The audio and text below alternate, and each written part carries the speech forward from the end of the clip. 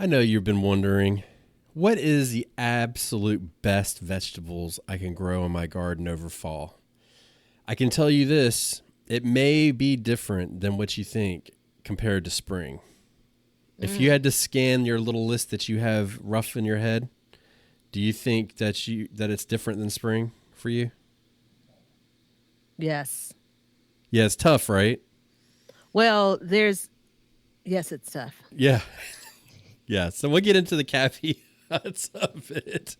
So the way these episodes work is we blindly go into it with our own ideas, and we do try to not have repeats. So if, for instance, Miss Batavia would pick one of mine, I would try to adjust. So we try to so we give you a solid list, and then at the end we'll just have a little bit of fun with it. You good? I'm good. All right, so here we go. Welcome back to the Backyard Gardens podcast, ladies and gentlemen. I am your host, Ben, and I am with my co host, Batavia. Ooh, two presses. And that was the other co host, the Bell. Just so you know, it's a very important part of the show. If you'd like to support the show, you may do so by becoming an Apple subscriber or a Patreon, whatever, however you say it. Come check us out on YouTube. If you're listening to us, you can watch us. And if you watch us, you can listen to us. So check us out wherever you want and buy some seeds from us. We have all kinds of seeds. And right now, if you get 2 packs of seeds, you get a pack for free. Only 1 pack per order, though, just so you know. But we will hook you up. Deal? Deal. Pickle.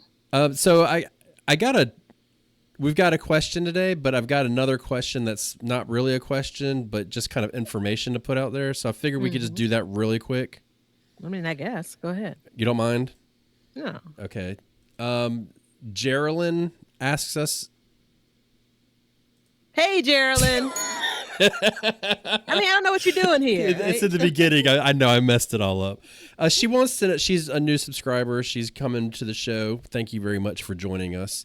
And she wants to know where she can find the old recipes that we have on from the recipes of the day. Good news and bad news there, Geraldine. You can go back. I think we stopped in 2024 giving them publicly. Is that true? That's true. Yeah. So just about every episode before that will have them, and they're in the middle of the show somewhere. And now, Well, well. So if you see an episode that's somewhere between 60 and 90 minutes, oh, those were the it early days. yeah, it's closer to like it's within the last 30 minutes typically of a Yeah, long episode. Right. And then if it's within like a 60-minute episode, it's in the last 15 or 20 minutes. If you yeah. just want to fast forward. And so recently we brought back the recipe of the day, but it's on the subscriber episodes. Hmm. Straight up, they're a pain.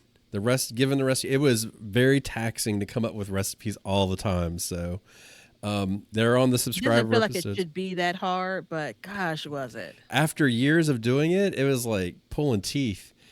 And I do propose maybe we have like a recipe roundup episode over the winter or something. I like that. I like it a lot. Recipe roundup. Recipe roundup. There you go. Just gonna put this in some note I'll never find again. Leonard, just write it down because Batavia's going to lose it in her many 50,000 digital notes that she has. Okay. How many- So, in true fashion of the Backyard Gardens podcast, ladies first. What 1,940 digital notes. that's how many you have? Yep. It doesn't surprise Um, me. what? What's your favorite fall vegetable to grow? So this is a gimme for you because I know you'll never say it, but I'm going to say kale. And Oh yeah. I'm going to say kale, and more often than not, I am growing kale from all the way back in the spring. There's only a couple of seasons where I planted kale for fall, and it did wonderful, much better than even the older plants. This year, I have like 2 holdover plants, but I'm going to plant a new batch of kale. Um, it is the best because you get the most mileage of it. It is one of the hardiest of things that I've ever grown in my garden. And I'm in Chicago, Illinois, for those that are new or don't remember, as if I don't say it like every chance I get.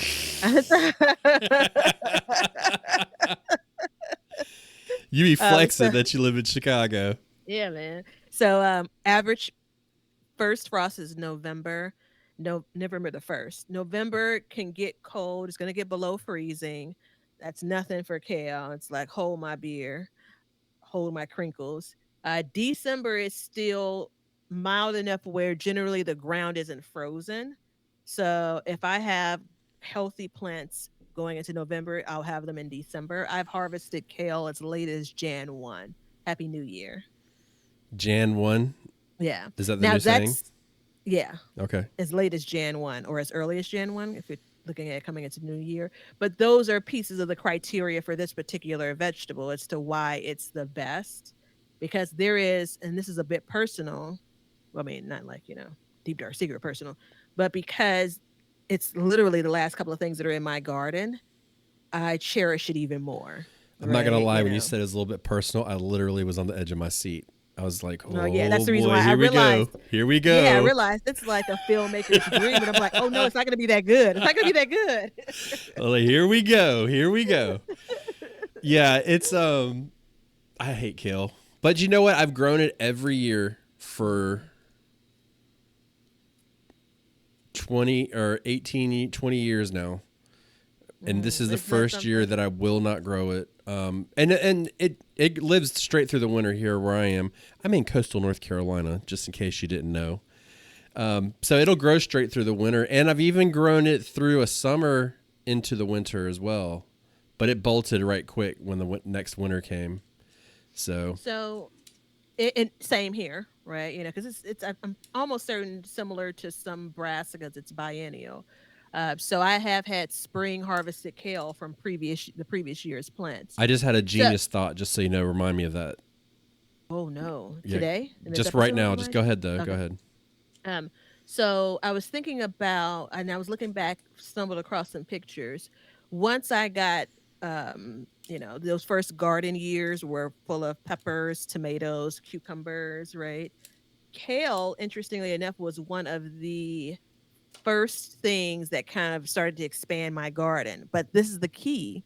It was because that was one of the first things that was available at this lovely little, kind of sweet little garden center that my grandmother and I used to go to. And they've since closed down. But um, this is after I got out of the big box stores, which I still shop at, but after I got out of the big box stores, which again just had peppers, tomatoes, cucumbers, and then got into the hey, I want to grow a few more things. Kale was the first thing. There's so much that kind of environment that influences me in my garden. There's so much of like what does well that leads me to grow more of a thing. So I didn't have kale in every garden that I've had, but probably since 2011 ish, I've had kale in the garden. And that's around the time that I even knew kale was a thing. Well, that I was mean, I around didn't the grow up time on that green. everybody knew kale was a thing. That's all I was gonna say. I Yeah. was back then, although I do have on one of my old running shirts, and let me tell you, I'm not running anything in this. This is absolutely made for like waist up wear. But again, if you want to come to the video, but one of the ladies that I went to grade school with, she was one of the first people that I saw online. This is back when Facebook was hopping. That did kind of like your casual like road races, weekend warrior types. She was really into running, and there is a personal story around that, but we won't go into this. Backyard Gardens After Dark. Long and short of it is, that was a time where she was sharing both her runs as well as kind of some of the things she was eating. And I saw kale. And then I would start to go to different stores and pay attention to it. I'm sure it was always there. Yeah. I just never paid attention to Everybody it. ate kale then. Yeah, yeah. I I mean, mean, it you was all got the kale made craze. out of everything: kale chips, kale soup, kale this, kale Kale that. couch. And I was actually at the time.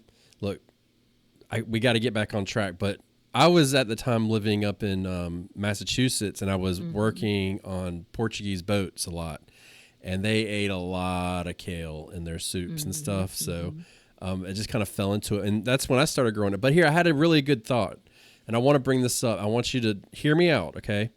So you have your kale. right? And you Mm-hmm. said, and you and I both have grown it from fall, winter, spring, summer. Did you make it to the next fall, or did it bolt in the next spring? Okay, Off of it in spring and then it bolted. early or late spring did it bolt? I'm not outside until late spring. Yeah, So that's it probably true. would have been You around ain't outside till April-ish. summer. Don't even lie. Yeah, right. So probably around April Okay, is when it would have bolted. so let's just here we go. So we we know what makes a plant bolt, right? Hmm.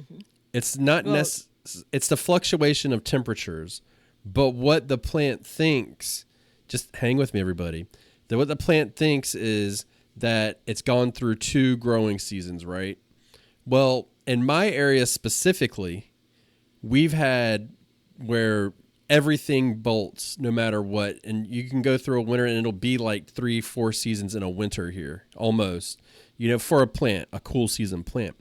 What if we took the genetics of a kale, because it seems to be the most stable for planting as far as bolting wise goes for the mhm. time frame, and you could somehow breed that with other bolting plants and then get a more stable plant. You know what I mean? Like a true slow bolt plant. In my lifetime, in your lifetime. Yeah, like what if they made that? Like how cool would that be if you could like grow broccoli and then you could grow it a month later than you normally could, because the kale holds true to its actual form much longer. Hmm. It's the Hmm. longest Hmm. it's the slowest to bolt plant that I've ever grown in my entire gardening career. Gosh, I've been presented with quite a bit of evidence that's contradicted things I'm saying as of late. So, but I'm going to say this anyway. I don't know if I've ever had kale bolt. Oh shoot, I'm just a liar, liar, liar, pants on fire. Until this season, it's the first season that I've had kale bolt during the growing year. Yeah. Right? It always either dies at the end of the actual calendar year, Yeah. or it looks dormant and then it puts on new leaves in the spring if I leave the plant in place. This year was the first year where I had a plant, ironically, one curly kale, two, three dino kales, one curly kale. That's how they were set up in that bed by the backyard, by the garage. The dino kale or lacinato kale in between, all of it bolted. Or the curly kale on either end is just fine. I mean, it's not looking great because it's August, but it's been fine, right? Right. It's going to put on new growth once we get cooler. Um, so I say that to say, like, I think you're onto something. Clearly, it has the room to bolt, which it did this year. But I think you're onto something when it comes to the potential possibility. Um, It would but be then cool, right? it's also hard though because a broccoli is producing a head, whereas that'd be cool for something like a lettuce or something. Yeah, well, that's what I'm saying. You could take that Mhm, trait and put it into any of these mhm, quick bolting crops. So my neighbor, mhm. she grew a kale plant and it lasted 2 years in her garden, and I had one last a full 365 days. So yeah, it's just something that's interesting. I'm not proposing like genetically modifying it or anything like that, but if you could somehow breed the plants in for that, that would be pretty sweet. So all right, we've wasted Hold on, enough can you time on see kale. this? Hold on. You're gonna be able to see this on the camera. Yeah. That's May 1st, 2021. For those that saw the video, that is kale with in the background the bolted leaves. That was actually in a container, which is pretty interesting. It's out on my back porch. So that means I harvested plenty of kale kind of coming into the last week of April. Um, yeah, man. All right. So I got to give you one. Um, I know one that I want to say, but I can't say it yet. So Mm. we'll leave that one. And when we say best, is it just our personal favorites, or do you like we recommend somebody to grow? I think it's I think it should the be recommend. yeah, I think it's Yeah. recommend. And if you need to go back and rewind, all of the times I said I, just hear that as you. Yeah. I was talking to you. Y'all can grow this until January 1st. Yeah. Well, I mean, if you can do it in Chicago, then start moving south. It can go longer and longer, typically speaking. So for me, one of my favorites is it's really hard to pick a favorite, but I'm going to have to say the broccoli is now. I've struggled with, and broccoli has been a love-hate relationship on this show for a long time. Yeah. But I just think it's a good, solid staple. And I pick it over something like cabbage, which is very similar in growth, but the broccoli will mature faster than the cabbage, and not only that, but you can see the progress a lot easier. So you know how you can go up to a cabbage and you have to like pinch it or whatever, Yeah. to see if it's heading. So it's something that, and last year, for instance, we had cabbages. They looked like they were heading, but we would go up and they weren't heading yet. So I like the broccoli. I can fit a lot more broccoli in a space than I can cabbage plants, and they are a little faster to grow. And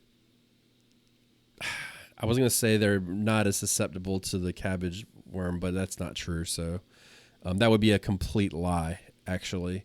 So Similar to my lie about never having kale bolted. yeah, yeah. We're even. There's nothing more than the truth that comes forward. Well, and I would say this: it's actually more susceptible to the cabbage worm.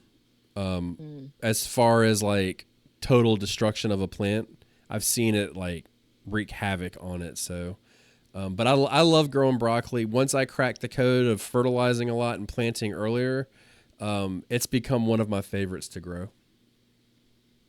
So again, I shared in a previous episode, I've never had fall broccoli, and Yeah, this is the year that I'm hoping to have it. Um, but I can sign on to like, gosh, that could be one of the best crops to grow because everyone's going into cooler weather. Maybe not cold weather, but cooler. everyone in, in our hemisphere is going into cooler weather. And you're not, so there is no clock that you're racing against like you would be in the spring. So that's, you'll see again, the factors that make it, the best are different per vegetable. So I love it for that. I think coming off of all of this, the acidic type vegetables in the spring, it's just hardier. Yeah, And I think you're absolutely right with my spring grown broccoli. Like you get there quicker. You know, yeah, you you do. get there quicker compared to like a cabbage, for example. Yeah, I mean that's the thing. And the days to harvest is very similar on it, but the difference is you can harvest once you get ahead, you can harvest that head kind of whenever. You know Mhm. what I mean? Like the cabbage, you can get loose leaf cabbage and stuff, but I've never done that, and I'm not willing to Can't do do it. that. It's not Yeah. something I'm interested in at all. So I'd have to be Now pretty damn desperate. you said quick, but for me, this is the distinction. I want to dig in here a little bit. For me, it doesn't. It matters how quick I get it because that's how quick I get to enjoy it. But there's nothing coming in after it for fall planted broccoli Mm-mm. for me. No, me either. It goes all the way up to the bitter end, Yeah. and then that bed will be empty afterwards. Yeah. So In the spring, I have more trouble with the cabbage worm for my cabbage than I do my broccoli. It'll be interesting. I'm not going to test it out in that I'm not going to give her a chance. yeah, I'm covering well, all of that shit. and the reason why I hesitated in the beginning too is compared to spring, broccoli is more difficult for me to grow in the fall than it is the spring. Spring is Mm. pretty straightforward. It's cool. You're getting a little bit warmer, so on and Mhm. so forth. Here, it's like we're planting in the heat and all that stuff. But really, anything fall is difficult for me. So I just kind of have to pick my battles. So it Yeah. is more difficult in the spring, but it still is one of my favorite. And I think it's just highly recommended. I've been eating these meals recently, trying to lose a little bit of weight, bro, man, trying to live longer. And they started Mhm. putting broccoli in the meal. And it's Mhm. like first broccoli I've had in a long time. And I was like, damn, I miss having broccoli. Yeah. So Yeah. I never thought I'd say that when I was 10 years old. I I'm trying to get ahead of myself because I'm not going to grow a lot of broccoli this fall. Um, but that could be interesting. I'm going to grow as much broccoli as I can to try and learn how to make it easier for myself to grow in the fall. I'm gonna give myself as much room for error as possible. I I'm got it right on figured the out for spring. It took me a long time to figure it out for many, many years. So hopefully I can speed up the process for fall. Don't hurt this is what makes yourself. things yeah, it makes it difficult for me. I'm right on the cusp of like literally sowing seeds. And I mean it's For the what? world is still my garden oyster. So, but this is getting into the I planned on growing 3 or 4 broccoli plants. And I think what you say though, it's absolutely right. I have a better chance at producing more broccoli than I do cabbage, right? I'm direct sowing them both. And generally speaking, it's fine to direct sow in the time that we're recording this for broccoli. It's recommended to transplant cabbage, which I don't have cabbage transplants. So, like, it's the what are you had your bet on? And then I have a space literally that's open now. Now the trouble is, we're getting away from the topic. I'm just going to say this and I'm going to move on. Okay. Say it. The space that I want to grow broccoli in that's immediately available is the space that I want to grow brassicas in next year. So my 2026 growing year already has that in the plan. So, all right. Wait. I got to say one thing too. And this is just a personal belief of mine. This does Mhm. not mean that you should do what I say or anything like that. But my belief is if you want to grow broccoli in the fall, anything, you need to plant a lot of it so you can get a better chance of getting it and figuring it out. It's not necessarily all about the harvest. It's about seeing. So if you plant 4 and 2 of them bolt or die or freeze or whatever, well, that sucks. But you don't really get a good sample size where if you planted 20, which I know you're not going to, but let's say you Mhm. planted a bed of broccoli, then you can really look in it and say, okay, well, this row did good. This one did good. You put a cover on and you can see like, oh, the outside edges got burned and died off. Well, okay, well, then I need to focus on growing on the inside. You can start deducing a lot really fast instead of See, piecemealing I it. think that's excuse me, excellent advice. But I am also making this fall kind of a trial year, trial growing season. I'm growing a little bit of a lot of things, Yeah. right? To see what takes. Now, again, the design is flawed because I really don't have a great sample size for any of it.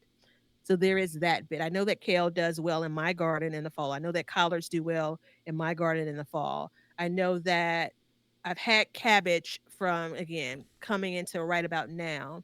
I've not had any success transplanting cabbage in the fall.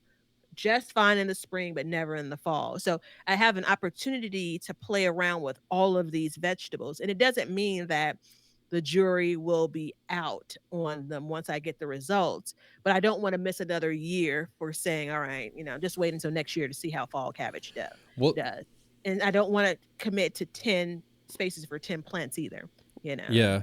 Well, and that's the thing. I mean, if you think about it, that's how we all start gardening. We do a Mhm. lot of little things, and then you start dwindling it Mhm. down from there, going on and on.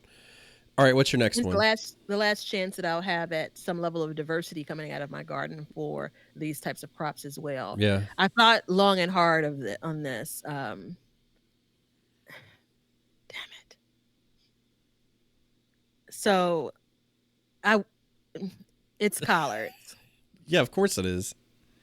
Well, that's the reason why I thought long and hard on it because I truly believe it's the best for like all mankind. Like very similar reasons as I brought up for kale as far as the hardiness, Right. as far as plants that look like it gives up, but guess what? Let that day come and oh, that thing is gonna perk back up. I think it's, similar to kale, like you can preserve this whenever you do kind of harvest for the last time. Similar to kale, it is also said to be tastier. I'm stopping short of saying sweeter after the frost hits it, but that's what the people tell me. Um, I feel like it's too easy of an answer. I feel like there are hundreds of people that say, "Of course it's kale," in addition to you, or excuse me, of course it's collards. But it's collards. Now, once we get to the end, we'll see.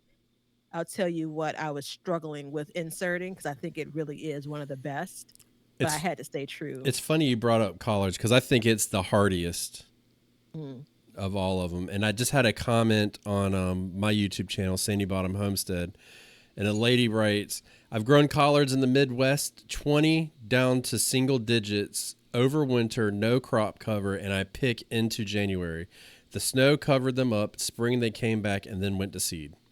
It's like that says a lot for a plant. You know what I mean? Yeah. And we're sitting here Yeah. thinking like, oh, we got to get them for they're got to pull them up when man, that they're I'm telling you they're good. So Yeah, I feel like I don't know this for sure, but I feel like down to like 14 or something is the lowest that I remember, but I could be wrong. I love that's you such need a to grow black great eyed peas too, man. So you can have collards and black eyed peas. I'm gonna so send you many some of things. my black eyed peas. So many things I need to do. I'd love to grow some Sandy Bottom Homestead black eyed peas. I was talking I'll to send you some.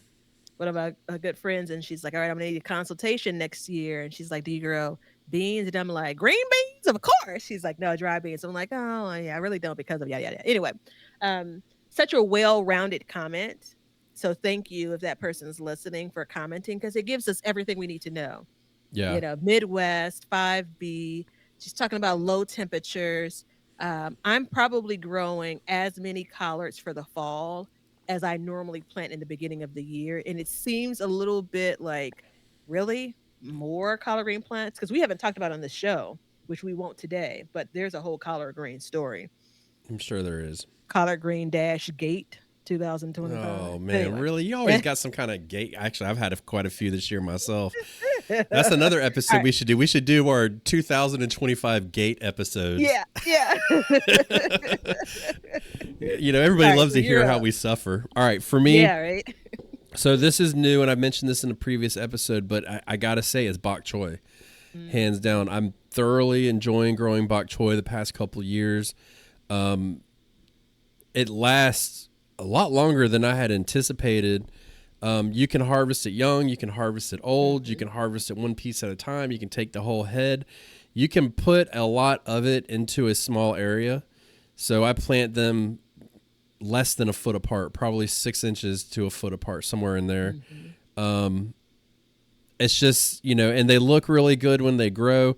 There's some things, and we don't talk about aesthetics a whole lot, but when you see those plants and they're all lined up perfectly like little soldiers waiting to go get some grub, man, it just look good, And it's like you can get cabbages that line up really nicely, but then they get all like beat up and all that stuff. But the bok choy is, I'm telling you, the only issue I have with bok choy, and I guarantee you, variety could fix this. If I found the right variety, I think it would fix it. But my only issue is I wish there was more leaf. Less stem, more Mhm. leaf. Come on, people. Mhm. What are we doing here? But we figure it out. We make it happen. And if you grow enough of it, we'll eat some just for the leaves, and then we'll eat some Mhm. for the whole thing. We'll eat, so you can split it up. But the reason why I like it is because you can grow a lot of it. Yeah. And you I can let it get to the size that you want. so I feel like I smile so hard at we don't talk about aesthetics often. And I'm like, I'm always trying to talk about the aesthetics in the garden. I like a pretty garden as far as vegetables. You're spot on about cabbage. Like they're just so cool. And then it's like, but they go through war, Bro.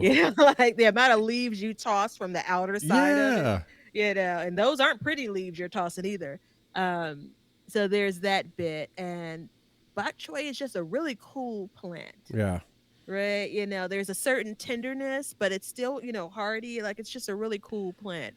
I'm actually going to be, go ahead and say something, Batavia, that, you're going to go back and the evidence is going to show you did something differently. The plan is to sow those seeds in between those two kale plants up against the garage. So I what think seeds? that's Bok choy? bok choy seeds. Yeah. Yeah. That's my plan to grow them there. I've not grown them this season. I've not grown them last season either. It's susceptible to the cabbage worm for me, Yeah. which I literally have a list in my phone for. So when I say cover, this time of year it could be one of two things, but generally when I say cover, when we're talking during the season, it's insect cover, like some type of insect netting, some type of barrier which, protects these plants from, ultimately what's going to turn into the cabbage worm. Of course, there are other, and that's an organic method. There are other organic methods that you can use, including using BT, as a spray that's organic. My grandfather, God rest his soul, was wrong when he told me to sprinkle flour Yeah. on the leaves, right? For plants that get eaten up in that way. But that's one of the reasons I don't grow it often because I need to dedicate space where I'm going to actually provide some cover. But this year, like I got to get it done because it's just such a delicious vegetable as well. Yeah. Um, It does. It's an acquired taste. it takes on whatever you're cooking. But I will It takes say on the flavor of this whatever you're cooking with. every time, and I get asked this question, like, what do you got growing in the garden right now? And if I say bok choy, Is my people, mom calling you? she does that too. 'Cause that's what. Yeah. Yeah. Uh-huh. So, and no, but she can call me. Hey, hey, hey, hey, hey, hey, hey, hey. She has two good elbows, arms, and one good knee. I mean, Well, we're she's a about young saved then. 70. But what every time and somebody likes bok choy, it's like, ooh, you got bok choy? Can I have some? Like people really, really like bok choy. So yeah, There's a it's certain freshness that bok choy adds to the fall garden that you kind of only get with lettuce. Everything else still feels heavier. you took it out of my Yeah. mouth. Yeah. Yeah. Everything else still feels heavier. You know, good to me, don't get me wrong, but everything else still feels heavier, like heartier, but there's still like this bit of freshness. What I was going to say earlier was like, I like the prettiness and I like a pretty plate in addition to things that are pretty in the garden. I've eaten slop in my day. I still eat slop, like Mm-hmm. things that don't look as pleasing to the eye. But there's something about those vegetables that can kind of you continue with the pride that you have that Yeah. you've grown it, and then again enjoyed eating it. Good pick. You've talked a lot about bok choy, and I think that It crept for up good on me. reason. It crept up on me Yeah, though. I didn't yeah. realize that I liked it. And I've been doing a couple of these videos and then the podcast and stuff. And I just started thinking about it. I'm like, why don't you ever talk about bok choy? But to be fair, I just started growing it like a couple of years ago. And that was the other thing is I grew it last year, maybe not this spring, but the spring before. And it's an Mhm. instant success. It's and the reason why I like these conversations, I like most all of them, but I would never guess with what I understand about your climate that bok choy would do well in the Me fall either. necessarily. So that's interesting. Give it a try. This is definitely one of those you could plant 20 and see how it goes. Yeah. Yeah.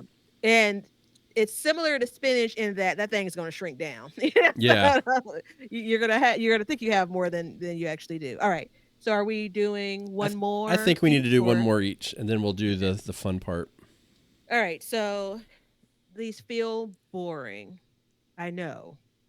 But dang isn't it good. So I'm going to go with turnips. And this is For the green or the root.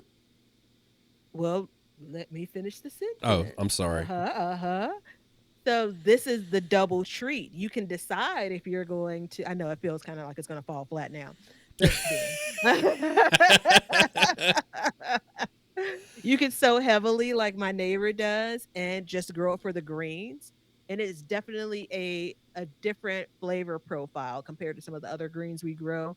Um, or you can wait for the bulb, which is what I almost always do, the bulb to grow and the root of it. And in that case, my greens look really beat up. So I don't most times get to enjoy the greens. This is also a plant that's susceptible to the cabbage worm in my space. So there is that. But it's probably bok choy is the fastest for what we've named so far. Yeah. Then I think turnips are the next fastest.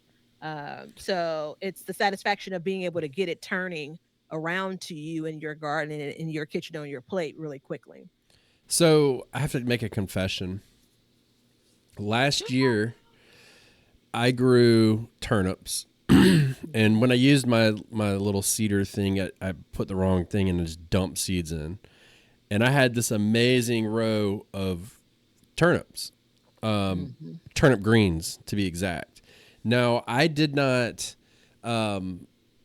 I did never eat the greens. I was just like I was being really stubborn, and I was like, no, I'm gonna go in and I'm gonna thin them, and I'm gonna wait and get some turnips and get some roots, da da da. Da.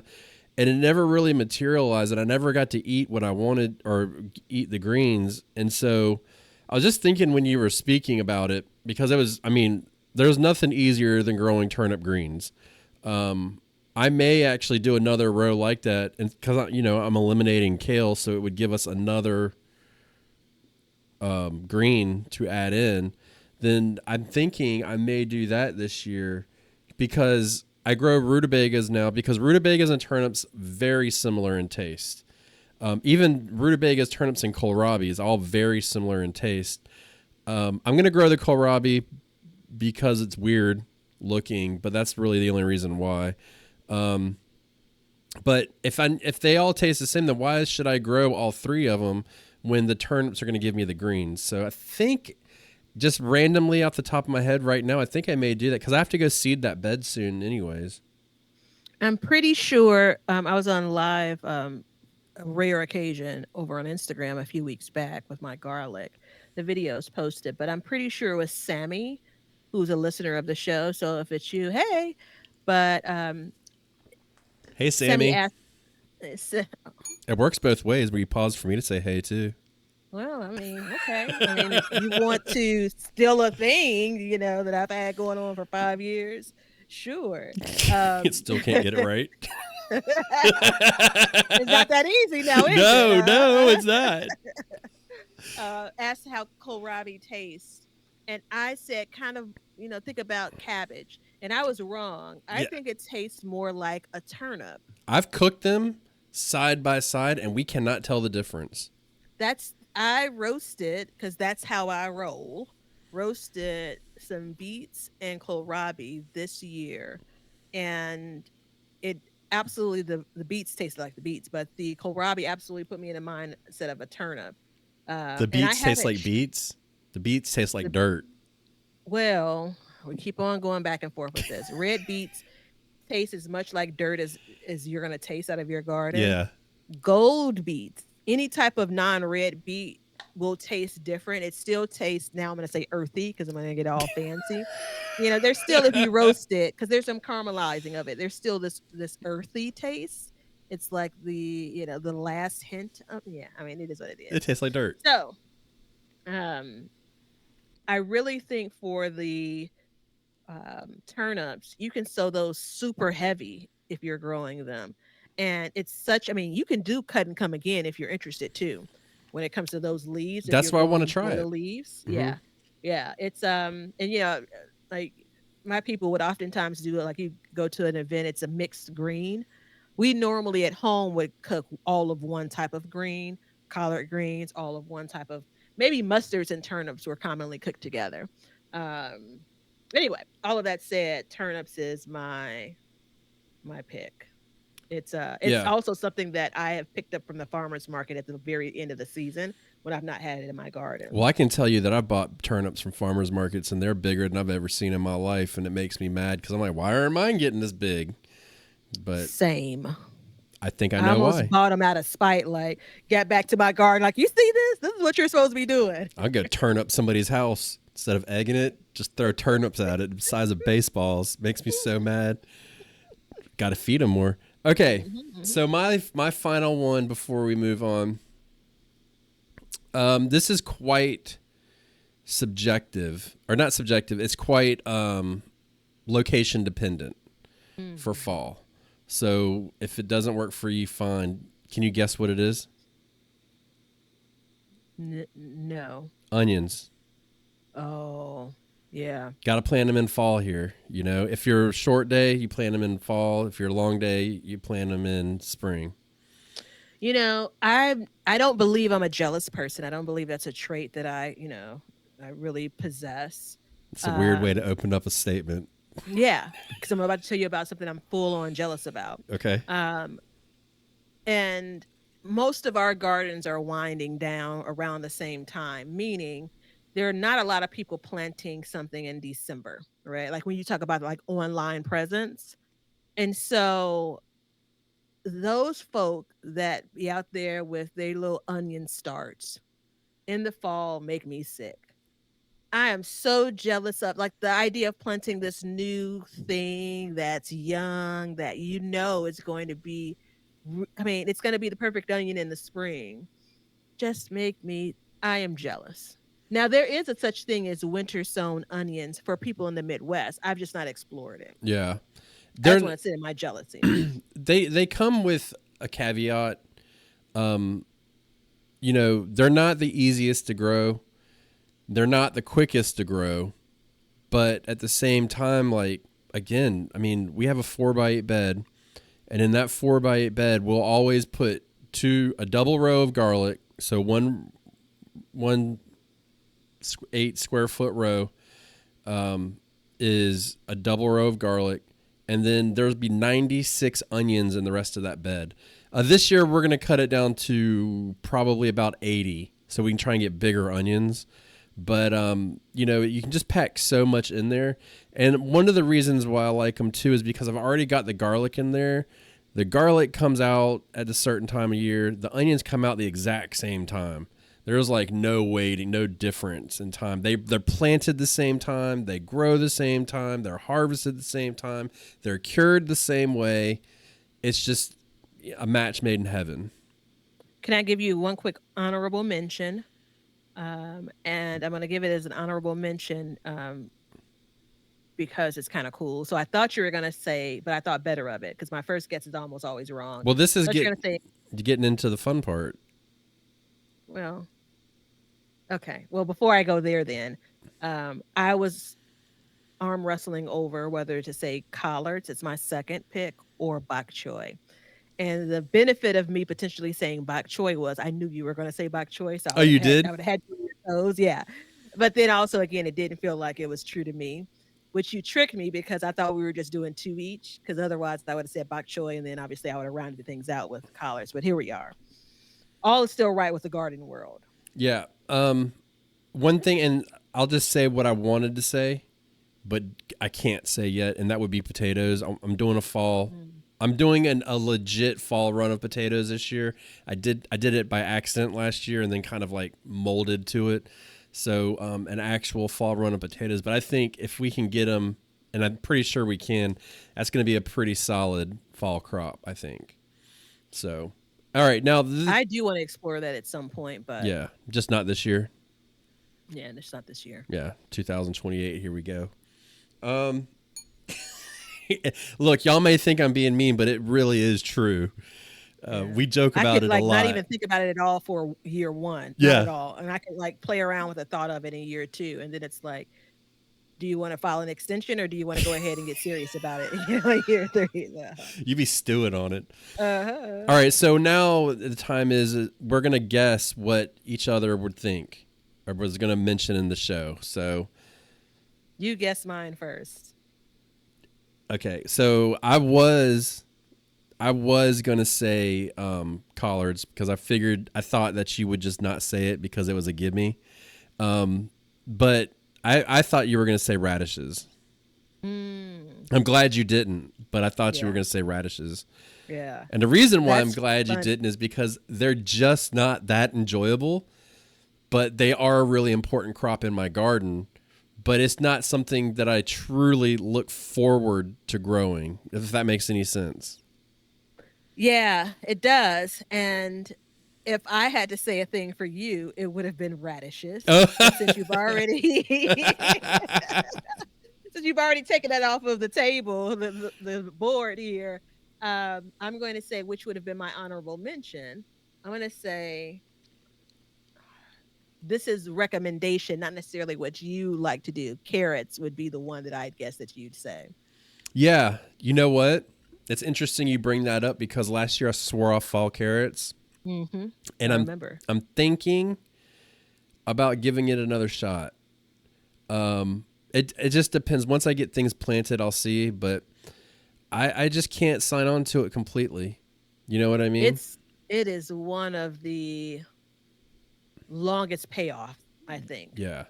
I think carrots and rutabagas for me have been a really long pay, and Brussels sprouts. Did we not say? Well, I know why you didn't say Brussels sprouts. I'm 5 years in. I mean, I got them. I got it figured out last year, but still, I just don't. I mean, you're talking about a 6-month crop.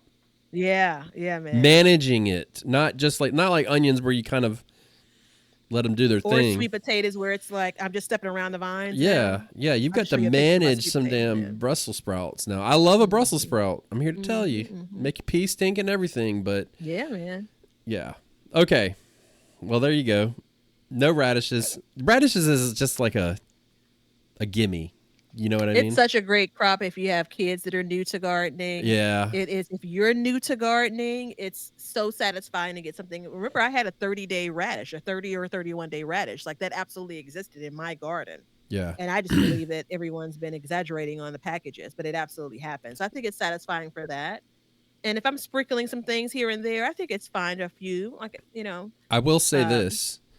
I just recently started talking about survival gardening and stuff on mhm. my YouTube channel, which I've always I'm kind of following you. been into, but I just never really spoke about it. Well, I did one, and uh, radishes was an honorable mention about best crop to grow for survival. Overwhelmingly, like the number one favorite of everybody that watched the video. It was crazy. Really? I'm telling you, because it's a fast grower. Pardon me. It's such a shocker. But You know what radishes it's not one of those niches of gardening where you're like, I truly enjoy eating it. It's I have to eat it and I have to eat it yeah, fast. yeah. Yeah. Radishes are like my view on herbs years ago, which has completely changed, right? Uh, so there's an episode. Sammy's probably the only one that's heard it recently because Sammy said he was going back and listening to some older episodes. I'm like, how old? Let's just skip the year 20. No, no, no. Yeah. But herbs, I looked at like, well, that's a different conversation. I had a view on herbs. I've since evolved. I am just say much more supportive of herb growing for all. Now, when it comes to radishes, though, we have a recipe of the day. Shout out, Yeah. right? When it comes to radishes, I think it's again just one of those things that's very satisfying to grow, Yeah. and it probably is one of the crops where I'm okay with if you decide, that thing kind of went too long in the garden. Maybe It it didn't actually make it into the it's kitchen. like a throwaway. You know Yeah, what I mean? yeah. And but I'll tell you this. I used to grow a bunch of small radishes, and last year I was getting Mhm. some radishes that were rather large that I had no clue. So I was growing those globe radishes we have in our shop. They got Mhm, mhm. huge. I was shocked. So Got some real sides on them. One final note, I know you're trying to get us to the question of the day. I'm working it, but Um, you just blocking me every time. every time, man, every time. You should have heard me on a call for work trying to figure out what I could say about football, where it appeared I knew what I was talking about football. It was very clear that I didn't know what I was talking about because they were like, "Yeah, they had, the preseason game, the Bears played." I'm like, "Really? Already?" So anyway, Yeah. um, Did they strike out? I don't know. I mean, yeah, Yeah. yeah, something I don't care that much about. So I lost my train of thought now. I guess we can move on to variety. So we're talking about just the vegetable as a whole, but you get into varieties with some of these, and you have a different experience. Well, and it's funny you bring that up. We've actually gotten requests to talk about varieties more, Mm, and I do think we should start exploring varieties a little bit as well. We'll have to Leonard, brainstorm about that with Leonard. yeah, He's the true that brains behind the operation, not. that's like an endless pit, Yeah. but I love it. I Yeah. love it. Varieties are tough. All right, look, we got to do this.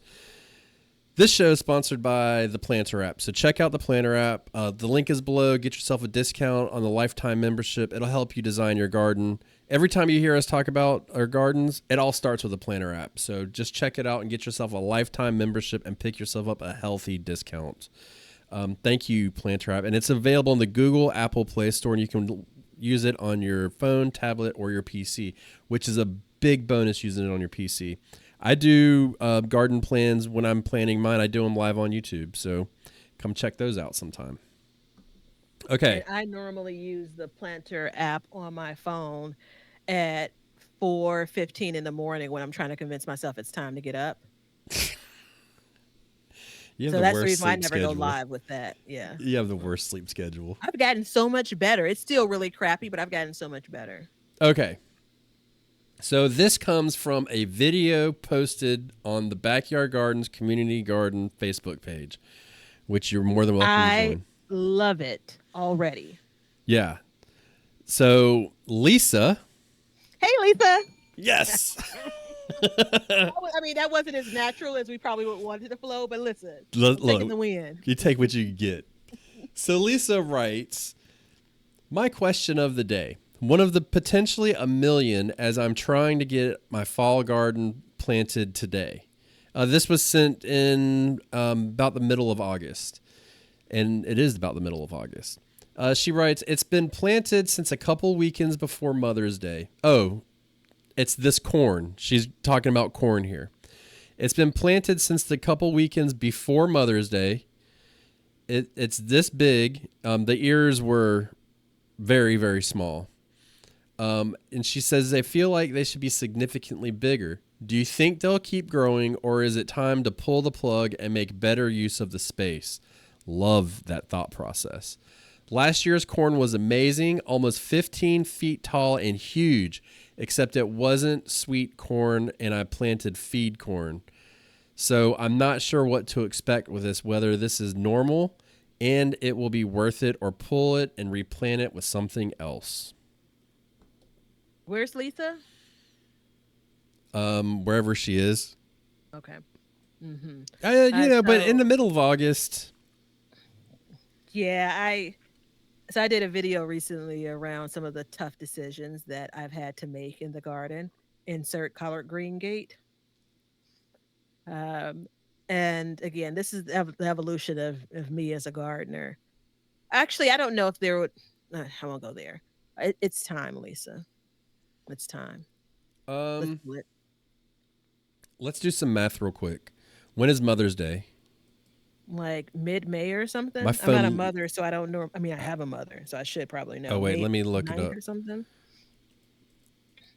Yeah, it was early. So she's planted it in May April. 10th. Okay, May 10th. May 10th, and she planted a couple weekends before. So we'll say April 26th. You should have corn by now. I can tell you, and looking at it in the video, it looked like it already tasseled and pollinated. Mm-hmm. So I'm not a corn expert by growing. I'm a corn expert by studying it because I've been determined. And this year I got 100% harvest. Actually, I got 104% because I got a couple with two extras on there. So I give myself an A plus plus. When your corn is growing and it's got the V, each leaf comes out the side. The V, when it's at the third V, from there until it tassels is when it uses the most fertilizer that you can give it. So as soon as that happens, give it nitrogen, and then feed it another feeding of nitrogen as it gets taller, because that's when it's using the most possible. And I did that this year. The way I found out about this is corn is one of the most heavily researched crops in the world because it's the most popular for growing. So I wasn't even Mm-hmm. looking on like gardening websites. I was reading on like farming, and look, you get into the farming world, it was a totally different beast. But I mean, there's some straight up science behind it. So that's what I did this year, because last year my corn was like Lisa's, and then this year I did that and it was totally different. The other question I would have is, did you have your corn planted in the same place as last year? And the reason why that's important is because it used up all the nitrogen that's already water soluble on top of it. So I went in and I planted my corn. I transplanted it, which worked wonderful. And I'm at the point of the season where I can say that because of what I have in the yard. I'm going to say it came out after the broccoli, which goes back to last week's episode and last week's question of the day about me planting my broccoli late, which also meant I planted my corn late. So I'm harvesting, the first ears of corn in mid-August, and it could have been out of the garden sooner, but that's neither here nor there. That's just again what's going on in my yard. But I planted it around the second week of June, and then I sent Young Ben a picture of my knee high by the 4th of July corn, and his response was, Well, first he said, "Why are you showing leg?" Did I say that? You literally did, yeah. I gave you a picture of, like, Friday corn with my knee, because I had on shorts and boots, Oh, yeah, whatever, you're trying to knee. show knee high. Yeah, and and then I showed him, like, a picture of how quickly it had grown, like, a couple of days later. So, "Why you showing leg? And then add nitrogen now, you won't be sad about it." And so I told him, like, knee high from the 4th of July, and I was on it. And I did add nitrogen within that week. I'd already done my pre-planting for fertilizer, and then I did, like, a liquid soluble fertilizer after that. So when I said, "Lisa, pull it," I'm glad that you took the conversation to the next step because we have to figure out what happened. Yeah, you've got to. Right, but in my immediate thought is there's some level of, like, I mean, obviously, you could have got a bad batch of, like, seeds, but it's probably No. not that, it probably is a deficiency in where you're growing it. And I'm Yeah. sorry, it's I'm sorry, it's I don't know, it's one of those crops. There are a handful of crops that just can be a real bummer, which is not a term I use often, but that's the PG version Well, you get these when they long-term when they crops that don't fail. produce, and it's like, dang, you know what I'm saying? It's like, what do we do now? So, Mhm. If um, what besides tomatoes, corn and cucumbers are probably the thing that says summer most. yeah, and I have not had cucumbers grow successfully here in 3 years now. Oh, that's I don't know what's unfortunate. going on here. I never had problems growing cucumbers for many years, and now it's just There's like flat. I wanna talk about that too. Leonard, add "Really, you can't grow that?" Yeah, to the list of discussions. yeah, yeah. It's frustrating. But no, and as far as fertilizer goes, look, straight up, this is what you need to have. You need to get you a bag of plant tone, you need to get you a bag of bone meal, and you need to get you a bag of blood meal or urea. And that's all the fertilizer you need to run your whole garden and just spot use it. So with the corn, I would use the plant tone at planting and the nitrogen. So one caveat here is in that bed before I was growing cabbage and broccoli, which is both high nitrogen feeders, and I knew that going into it. So I gave it nitrogen from Jump Street to try and boost it back up, and I just kept pumping it to it. I put that plant tone in, I put that nitrogen in, and then I came back, I put the nitrogen in, I came back after that, put the plant tone in, came back after that, put the nitrogen in, put the nitrogen in one more time, and I fed it through the injection system twice. And the reason why, it sounds like a lot, right? But the reason why I did that is because I was reading about it, and they're like, I mean, these guys are feeding high powered fertilizers that you can never buy.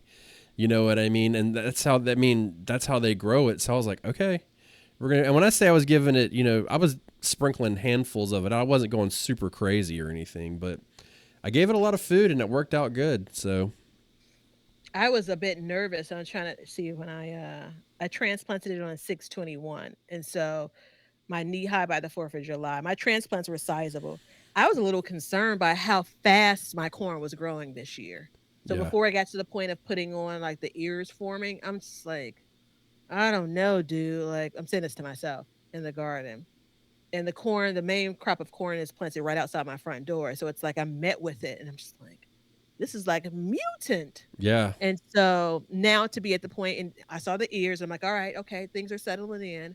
And now to be at the point of harvesting it, like I'm not going to speak into next year just yet, but I'm looking at ways to repeat what I did with the exception of doing it a little bit earlier. My corn again didn't go in until 6/21 only because my broccoli bed was where I was planting my corn and my broccoli wasn't done until about that time. Okay, so Um, you planted it in the ground at 621. When did you start the seeds? you know this, don't you? No. Okay, because it's really impressive. I started the seeds on 6/3. Yeah. Okay. So for all intensive purposes, you could say you've been growing your corn since June 3rd. Yeah, so that's July, August. So that's not quite 90 days, which is about right for what to expect, but much longer than Lisa's been growing it. I asked you remember because I was telling you about how impressed I was with how quickly it germinated and then got to size Well, because it was probably about 8 inches tall when I transplanted it. So from June the 3rd to 6/21 to June the 21st. I I never had time told to you. harden it off, and I never told you, but I didn't plant my transplants out because they just got too damn big and the garden mhm, wasn't ready, and I could not keep. I mean, yeah, once they started growing, there it was off to the races, and I yeah. couldn't stop it. So I had to go out there and threw those out, and then went out there and direct sowed, and it worked fine. But I would And like to get it earlier so I'd have more time on the back end for something else.